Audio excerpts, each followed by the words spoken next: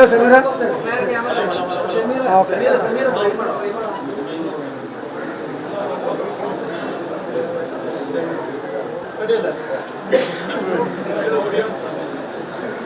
പ്രത്യേകിച്ച് ഒന്നും പറയാൻ എനിക്കറിയാം. കോൺഗ്രസ് പ്രതിഷേധമായി തിരുവനന്തപുരത്ത് നിയമന ചർച്ച നടത്തി വളരെ ഫ്രൂട്ട്ഫുള്ളായ ചർച്ചയായിരുന്നു പറഞ്ഞു. യുഡിഎഫിൻ്റെ ഒന്നാം കക്ഷിയാണ് കോൺഗ്രസ്, രണ്ടാം കക്ഷിയാണ് മുസ്ലിം ലീഗ് ലീഡർഷിപ്പുമായി ചർച്ച നടത്തുക എന്ന ഞങ്ങളുടെ ധാർമ്മിക മര്യാദയ്ക്ക് ബാധ്യതയും അത് നടത്തിക്കൊണ്ട് കാര്യങ്ങൾ സംസാരിക്കാൻ അങ്ങനെയാണ് തിരുവനന്തപുരത്ത് നടന്ന ചർച്ച. ഇത് ഇഫക്റ്റ് തന്നെയാണ്, വളരെ അനുകൂലമാണ്, അനുഭവപൂർവ്വമാണ് കാര്യങ്ങൾ അങ്ങോട്ട് നോക്കുന്നത്. പച്ചപ്പൊടി ആദ്യമുണ്ടല്ലോ, അങ്ങനത്തെ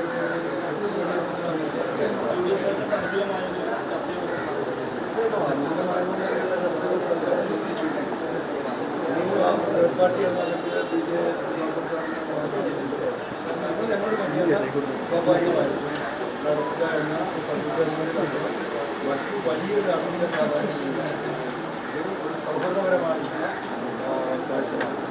വേറെ കാണാൻ പറ്റുന്നവരെ കാണാം, അല്ലാത്തവരുമായി സമ്പർക്കം പുലർത്തുന്നുണ്ട്. തെരഞ്ഞെടുപ്പിനല്ലോ നമ്മളൊക്കെ വലിയ കാര്യത്തിൽ തെരഞ്ഞെടുപ്പ് അറിയാം. തെരഞ്ഞെടുപ്പ് കമ്മീഷൻ പുറകോട്ട് പോയിക്കൊണ്ടിരിക്കുക. നിങ്ങൾ അതൊന്നും അന്വേഷിക്കുന്നില്ല. തെരഞ്ഞെടുപ്പ് ഉണ്ടാകുമോ എന്ന് ഇപ്പോൾ പറയാൻ പറ്റാത്ത സാഹചര്യത്തിലേക്ക് കാര്യങ്ങൾ നീങ്ങുന്നുണ്ട്. ഞാൻ തുടക്കം മുതൽ പറഞ്ഞു. കാരണം പിണറായി CPM RSSുമായിട്ടുള്ള കേന്ദ്രവുമായിട്ടുള്ള ബന്ധം, ആ ബന്ധം ദുരുപയോഗം ചെയ്തുകൊണ്ട് ഈ തെരഞ്ഞെടുപ്പ് മാറ്റിവെക്കുക എന്നത് ആരുടെ ആവശ്യമാണ്? പിണറായിയുടെ ആവശ്യമാണ്. പിണറായിസത്തിനെതിരെയുള്ള വോട്ടാണ് വരാൻ പോകുന്നത്. അത് കേരളത്തിലെ 140 മണ്ഡലങ്ങളും ബാധിക്കും. അതുകൊണ്ട് തെരഞ്ഞെടുപ്പ് ഇല്ലാതാക്കുക എന്നത് CPMൻ്റെ ആവശ്യമാണ്.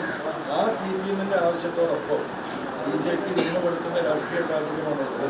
നിലമ്പൂരിൽ ഈ നിമിഷം വരെ BJPയുടെ ഒരു സമ്മേളനമോ അല്ലെങ്കിൽ ഒരു മീറ്റിങ്ങോ ഒരു കൺവെൻഷനോ ഒരു ലീഡർഷിപ്പ് മീറ്റിങ്ങോ ഒന്നും നടന്നിട്ടില്ല. എല്ലാ പാർട്ടികളും തെരഞ്ഞെടുപ്പിലേക്ക് ഇറങ്ങിയിട്ടുണ്ട്. എന്താ ഈ നിമിഷം വരെ BJP അതിനെ തയ്യാറാവാത്തത്? അതിൽ നിന്നൊക്കെ നമ്മൾ കൂട്ടി വായിച്ചെടുക്കേണ്ടത് എന്തെങ്കിലും മാർഗമുണ്ടെങ്കിൽ ഈ തെരഞ്ഞെടുപ്പ് നടത്താതിരിക്കാൻ പിണറായി ശ്രമിക്കും. അതിന് RSS BJP കേന്ദ്ര നേതൃത്വം സഹായിക്കും. അപ്പോൾ നിയമ പോരാട്ടത്തിൽ ഹൈക്കോടതിയെ സമീപിക്കാൻ നിൽക്കുമ്പോഴാണ് ഈ രീതിയിലുള്ള election commission, chief election commission officer വരികയും 220 ജില്ലാ ബൂത്തുണ്ടായിരുന്ന 286 ബൂത്തായി മാറ്റുകയും 2, 3, 4 യോഗങ്ങൾ ഇലക്ഷൻ കമ്മീഷന്റെ നേതൃത്വത്തിൽ നടത്തുകയും ചെയ്തപ്പോൾ നമുക്കൊരു ഫീലുണ്ടായിരുന്നു. പക്ഷെ അതും ഒരു നാടകമായിരുന്നോ എന്ന് ഇപ്പോൾ വ്യക്തിപരമായിട്ട് ഞാൻ സംശയിക്കുന്നു. ഡിസ്കോടതി സമീപിക്കാൻ മാത്രമേ മാർഗം. നമ്മൾ ഈ ആഴ്ച കൂടി വെയിറ്റ് ചെയ്യുന്നു. ഈ ആഴ്ചക്കുള്ളിൽ തീരുമാനമുണ്ടെങ്കിൽ ബഹുമാനപ്പെട്ട ഹൈക്കോടതിയെ സമീപിക്കുക എന്നത് മാത്രമേ മാർഗം.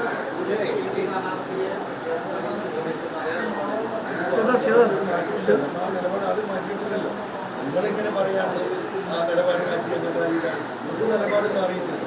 ഞാൻ രാജിവെച്ച സമയത്ത് ഒരു സ്ഥാനാർത്ഥി അദ്ദേഹത്തിന് പരിഗണിക്കണം, മലയോര മേഖലയിലെ കുടിയേറ്റ കർഷകർ അനുകൂല വ്യക്തികൾക്ക് പരിഗണിക്കണം എന്നൊരു ഡിമാൻഡ് റിക്വസ്റ്റാണ് നടത്തിയത്. അത് അന്ന് കഴിഞ്ഞു. അതിനുശേഷം നിരവധി തവണ നമ്മൾ പറഞ്ഞു UDF ലീഡർഷിപ്പ് നടത്തുന്ന ഏത് സ്ഥാനമാണ് പറഞ്ഞതാണ്. അത് അതിനെ എന്താ പറയുക, തിരിക്കുന്നതും മറിക്കുന്നതും നിങ്ങളാണ്. ഞാൻ എൻ്റെ നിലപാടൊന്നും മാറിയിട്ടില്ല. ഞാൻ പറഞ്ഞതൊന്നും അതാ പറഞ്ഞത്. നമ്മൾ വളരെ ഫ്രൂട്ട്ഫുള്ളായി ചർച്ച നടത്തുന്നുണ്ട്. ഇനി UDF യോഗം ചെയ്യുന്ന കാര്യങ്ങൾ ചർച്ച ചെയ്ത് ഒരു ഡിസ്കഷൻ കൂടി ഉണ്ടാവും.